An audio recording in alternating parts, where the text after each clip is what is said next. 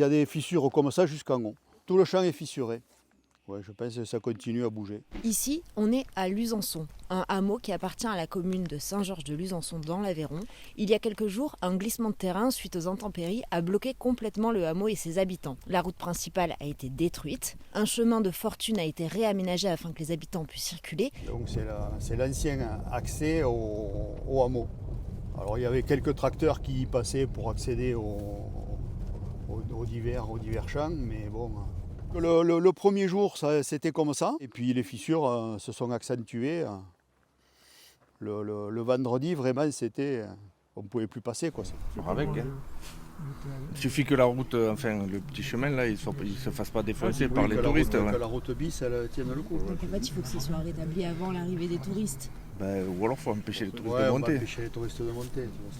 C'est hyper dangereux. Ouais. Marche arrière, manœuvre, s'il y a des gens qui...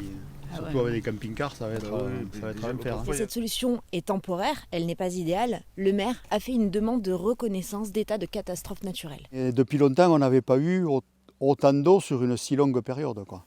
Là, les terrains, ils étaient vraiment gorgés d'eau. Là, le jeudi et le vendredi, quand on venait, mais il y avait de l'eau qui sortait de partout. Le champ en bas, on voyait plus, c'était marron, quoi. Là, pour le moment, il faut attendre d'avoir l'étude et après de faire des devis pour voir combien ça peut coûter, parce que là, j'ai vraiment aucune idée de ce que ça peut valoir.